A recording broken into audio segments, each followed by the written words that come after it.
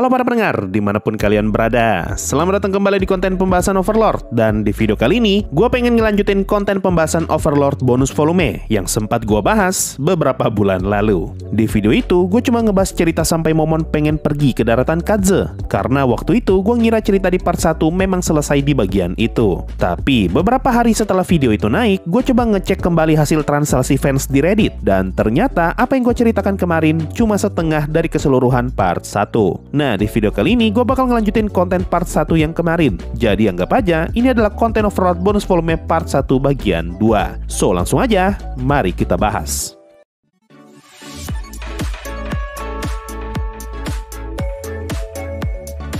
Karena sudah cukup lama sejak terakhir kali gue bahas part 1-nya, izinkan gue ngejelasin secara singkat apa yang terjadi di bagian awal part 1 bonus volume ini. Intinya, Ainz lagi nyamar jadi Momon, dan dia mendapatkan misi dari Perdana Menteri Sorcerer Kingdom yaitu Albedo untuk pergi ke daratan Kaze dan menginvestigasi rumor mengenai kapal hantu. Berhubung daratan Kaze saat ini telah masuk ke dalam lokasi kekuasaan Sorcerer Kingdom, Momon pun diutus untuk memastikan apakah keberadaan kapal hantu itu dapat menjadi ancaman atau tidak. Nah, setelah Momon berangkat, barulah ceritanya pindah ke perspektif karakter baru, dan inilah bagian yang bakal gua bahas. Di awal chapter, kita diberikan penjelasan yang lebih mendalam mengenai daratan Kaze. Disebutkan kalau daratan Kaze merupakan tempat yang sangat luas dan dikenal sebagai lokasi yang tidak dapat dihuni oleh makhluk hidup. Mau itu manusia atau bukan, sama sekali tidak ada yang bisa tinggal di tempat ini. Satu-satunya makhluk yang berada di daratan Kaze adalah undead, karena tempat ini memang merupakan lokasi di mana para undead dapat muncul secara alami. Dan fenomena ini ngebuat daratan Kaze disebut sebagai tanah yang terkutuk. Sesuai namanya yaitu daratan Kaze, tempat ini benar-benar datar. Tapi meskipun datar, tidak ada satupun orang yang bisa melihat secara leluasa, karena keseluruhan daratan Kaze diselimuti dengan kabut yang tidak pernah menghilang. Mau apapun cuacanya, kabut di tempat ini tidak akan pernah hilang. Seakan-akan kabut tersebut sengaja ada untuk menyembunyikan keberadaan para undead yang ada di dalamnya. Tapi yang menarik, sekali dalam setahun, kabut di daratan Kaze akan menghilang, dan periode itu dimanfaatkan oleh Rest is the Kingdom dan Bahrut Empire untuk mengadakan perang tahunan mereka. Seakan-akan daratan Kaze sengaja menyambut perang tersebut. Disebutkan kalau undead dari daratan Kaze sangat jarang keluar dari dalam kabut. Akan tetapi, kalau jumlah undead di daratan Kaze tidak dikurangi, maka besar kemungkinan akan muncul undead yang jauh lebih kuat. Dan biasanya, undead yang kuat mempunyai kecerdasan, dan undead semacam itu pasti akan keluar dari dalam kabut untuk memburu makhluk hidup. Nah, kalau saja undead semacam itu keluar dari daratan Kaze, target pertama yang bakal undead tersebut datangi adalah negara di sekitar daratan Kaze, yaitu Bahrut Empire dan Rest is the Kingdom. Oleh karena itu, kedua negara ini sepakat mendirikan sebuah kota di daratan Kaze yang bertujuan untuk memburu dan mengurangi jumlah undead di tempat itu. Dan kota ini disebut Free City of Vadis atau Kota Kebebasan Vadis. Bukan cuma Bahrut Empire dan Rest is the Kingdom, bahkan pihak Kuil yang kayaknya adalah selain teokrasi juga ikut memberikan bantuan dana untuk operasional kota ini. Semua negara sepakat untuk tidak menjadikan kota ini sebagai bagian dari wilayah mereka, karena kota ini murni dibuat sebagai garis pertahanan untuk melawan para undead dari daratan Kaze. Disebutkan kalau kota Vadis adalah kota yang berukuran kecil dan penduduknya cuma sedikit. Namun meskipun kecil, struktur pertahanan kota ini sengaja dibuat demi bisa menahan serangan undead. Kota ini juga dipenuhi dengan banyak sekali material khusus untuk melawan undead, dan juga kota ini dipenuhi dengan banyak sekali petarung yang ahli melawan undead. Nah, setelah penjelasan panjang lebar soal daratan Kaze dan kota Vadis, barulah kita diperkenalkan dengan para karakter di chapter ini, yaitu kelompok worker berpengalaman yang disebut Fizz. Pemimpin mereka bernama Anwali, seorang warrior pria dengan tinggi 2 meter yang mempunyai tubuh berukuran besar, serta kekuatan fisik yang di atas rata-rata manusia normal. Anggota berikutnya adalah Bunas, seorang ranger pria berparas cantik dengan perawakan feminim. Berikutnya adalah Candelion Gaelian, seorang pria dengan job class Undead Buster, yaitu job class priest dan warrior yang spesialis dalam membasmi undead. Selanjutnya adalah Ditch Elderwood, seorang pria dengan job class Crusader yang bertarung sambil menggunakan mace dan juga tower shield. Dan terakhir, Envario, seorang pria berumur 40-an yang mempunyai job class Magicaster, dan dia mampu menggunakan sihir hingga tier 4, sebuah tier yang sudah terbilang sangat tinggi untuk ukuran penduduk New World. Diceritakan kalau kelompok worker Fizz serta rombongannya sedang ingin menjalankan ekspedisi untuk masuk ke dalam daratan Kaze. Kita pun diberitahu kalau tidak ada orang yang bisa menunggangi kuda di tempat ini, karena undead mempunyai kemampuan untuk menanamkan rasa takut pada hewan, sehingga semua ekspedisi di daratan Kaze harus dilakukan dengan jalan kaki. Ada 10 orang yang ikut dalam ekspedisi ini, yaitu 5 orang anggota FIS, 4 orang porter alias pengangkut barang, dan 1 orang inspektor yang bertugas untuk menghitung jumlah undead yang telah diburu. Mereka bertujuan untuk pergi ke lokasi yang disebut Broken Tower. Di sini kita diberitahu kalau ada banyak sekali menara runtuh yang tersebar di seluruh daratan Kadze, dan ada 7 menara yang digunakan sebagai penanda untuk menghitung jarak mereka dengan kota Vadis. Tujuan mereka kali ini hanya menjelajah sampai di menara pertama saja, soalnya mereka kekurangan orang untuk bisa menjelajah lebih jauh dan akan terlalu berbahaya kalau mereka menjelajah terlalu dalam. Soalnya semakin mereka masuk ke dalam daratan Kadze, maka undead yang muncul juga bakalan semakin kuat.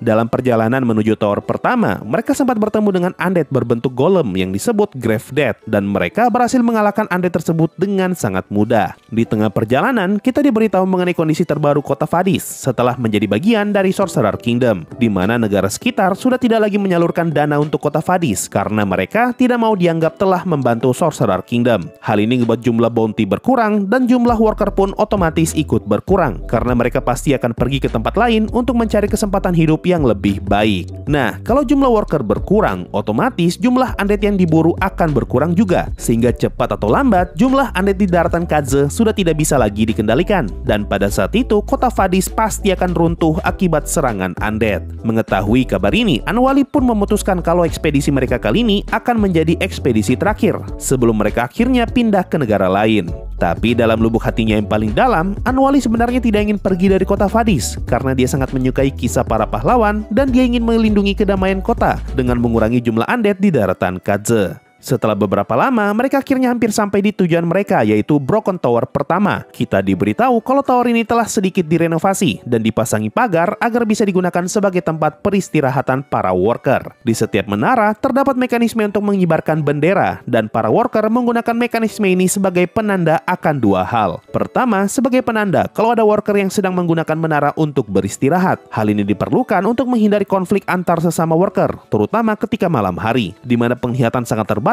akibat kabut dan juga gelap, sehingga akan sulit untuk membedakan mana manusia dan mana yang undead. Kedua, bendera digunakan sebagai sinyal kalau sedang ada undead kuat yang berada di sekitar menara, dan orang yang ada di dalam sedang berusaha bertahan hidup. Nah, ketika mereka hampir sampai di Broken Tower, Anwali menyadari sebuah keanehan. Dia tahu kalau harusnya ada kelompok worker yang telah berangkat lebih dulu sebelum mereka, dan kelompok itu harusnya sudah sampai duluan di Broken Tower sebelum kelompoknya Anwali. Tapi, ketika mereka sudah hampir sampai di Broken Tower, Anwali sama sekali tidak melihat ada bendera yang berkibar di menara. Mereka pun memutuskan untuk memeriksa keadaan sekitar sebelum masuk ke dalam menara. Dan benar saja, mereka menemukan tubuh para worker tadi dalam keadaan tidak bernyawa. Setelah diinvestigasi, mereka berkesimpulan kalau kelompok tersebut mati akibat diserang oleh undead yang bisa terbang. Dan mereka berasumsi kalau undead yang menyerang kelompok tadi adalah Rot Wyvern. Tapi mereka juga ngomong kalau ada kemungkinan kelompok tadi diserang oleh Skeletal Dragon. Apalagi beberapa saat lalu, sempat ada kabar kalau ada Skeletal Dragon yang muncul di Erantel. Jadi bisa saja Skeletal Dragon itu kabur ke arah daratan Kadze. Tapi mereka juga sama-sama tahu kalau Skeletal Dragon itu harusnya sudah mati di tangan Momon. Nah, di bagian ini kita diberitahu bagaimana para worker memandang sosoknya Momon. Disebutkan kalau tidak mungkin ada worker atau petualang yang tidak kenal dengan nama Momon. Kalaupun ada orang yang tidak kenal dengan Momon, maka dia sudah pasti adalah orang yang terasingkan, terkucilkan, atau terisolasi. Setelah selesai ngomongin Momon, mereka semua sadar kalau ada makhluk terbang yang sedang mendekat, dan makhluk itu ternyata adalah Skeletal Dragon. Pertarungan pun terjadi antara kelompok worker FIS melawan 1 ekor Skeletal Dragon, yang mana tentu mereka sangat kesulitan untuk melawan undead sekelas Skeletal Dragon. Tapi belum selesai dengan 1 ekor Skeletal Dragon, tiba-tiba malah muncul 2 ekor Skeletal Dragon baru.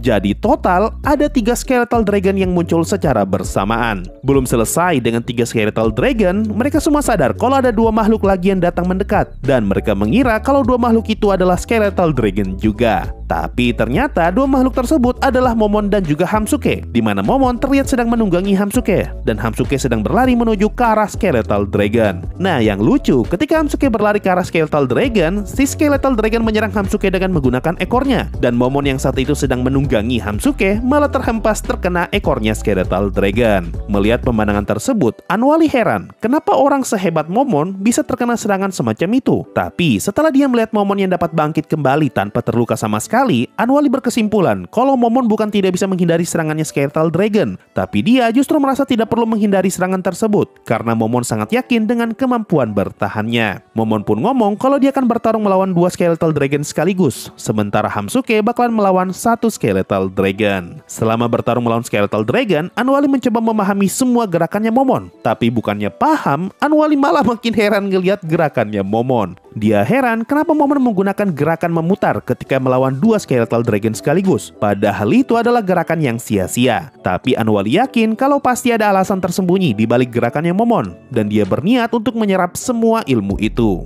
Bukannya makin paham, Anwali malah makin bingung melihat cara bertarungnya Momon. Sampai akhirnya Anwali berkesimpulan kalau gerakan aneh yang Momon lakukan tadi adalah martial art miliknya Momon. Dia berasumsi kalau itu adalah martial art yang bisa digunakan untuk mengcounter semua serangan dari berbagai arah. Berhubung partinya Momon cuma beranggotakan 3 orang saja, maka masuk akal kenapa Momon bertarung seperti itu. Anwali juga merasa kalau ada yang kurang dari gerakannya Momon, tapi dia yakin kalau Momon sengaja tidak memperlihatkan semua teknik miliknya. Nah, di tengah pertarungannya Momon, 1 Skeletal Dragon mencoba mencari kesempatan untuk menyerang, tapi Nabe muncul dari atas dan menghantam kepala Skeletal Dragon itu dengan pedangnya. Barulah setelah itu Momon menghabisi kedua Skeletal Dragon tadi dengan 1 serangan. Nah, itu tadi kelanjutan cerita dari Overlord bonus volume part 1. Menurut gua, part ini ngasih kita sebuah lore yang sangat menarik mengenai misteri menara yang tersebar di seluruh daratan Kaze. Apa sebenarnya menara itu? Apa tujuan dibuatnya semua menara tadi? Dan kenapa bisa ada banyak sekali menara di sebuah daratan yang sangat luas? Kenapa juga bisa ada kabut yang tidak pernah hilang di daratan Kaze? Dan kenapa kabut itu cuma hilang di momen tertentu saja? Dan pertanyaan paling besar di volume ini, kenapa bisa ada 3 Skeletal Dragon yang muncul di menara pertama? Tentu, tidak mungkin 3 Skeletal Dragon ini bisa muncul secara alami. Kalau cuma 1, mungkin masih bisa. Tapi kalau 3, rasanya terlalu ajaib untuk disebut kebetulan. Ya, kita lihat saja nanti. Apakah pertanyaan ini bakal terjawab di part berikutnya? Atau bakalan sama seperti misteri dan lore lain di Overlord, semua itu hanya akan jadi misteri belaka. Mungkin itu saja untuk video kali ini. Harusnya video bonus volume part 2 bakalan gua upload tidak lama setelah video ini naik. Jadi kalian gak perlu nunggu lama kalau kalian pengen tahu kelanjutan ceritanya. Tapi kalau kalian buru-buru, kalian bisa langsung nonton video itu dengan cara gabung membership. Makasih semua sudah mendengarkan sampai di titik ini. Sampai jumpa di video yang lain, dan bye-bye.